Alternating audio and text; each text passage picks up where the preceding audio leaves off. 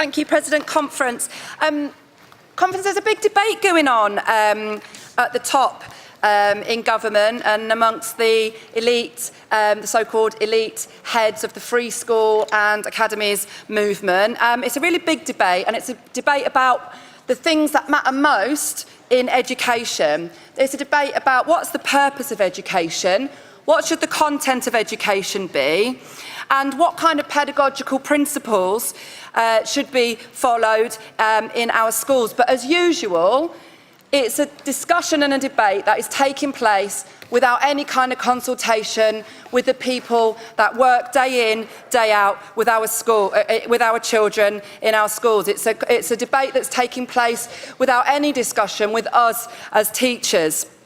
Instead, it's an argument that's being waged by a self-selecting group of self-selected, self-proclaimed experts, the likes of Nick Gibb and Hoel Jones of our friend Toby Young's West London Free School. And what they're arguing, and I think it's important that we get to a bit of an understanding of what they're arguing that those reforms that he introduced in 2014, remember we called it the pub quiz curriculum, the drilling of facts and knowledge into children, the pushing down of age-inappropriate content to a younger and younger age range. It's an argument that that revolution of Gove's is only half done. He argues really strongly, Gibb, we have to carry on to fight to implement Gove's curriculum because we haven't accepted it as a profession. And Conference, I will never accept Gove's revolution in my school.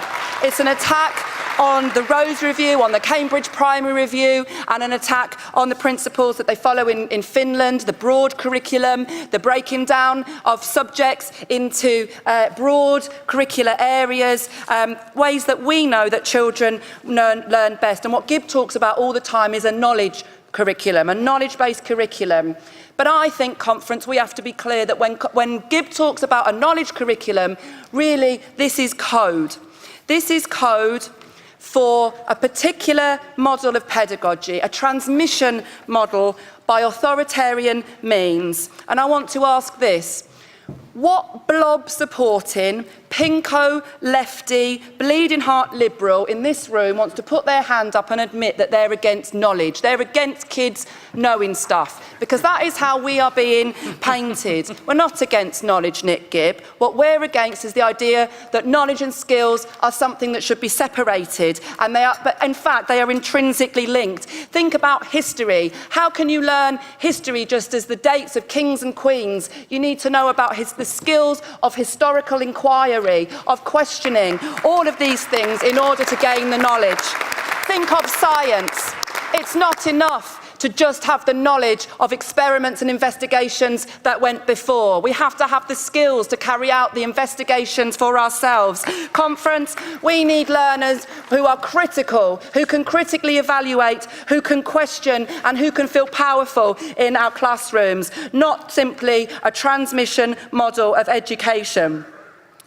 And it's true as well, we create knowledge for ourselves all the time. The sexism project in schools, the refugees project in schools.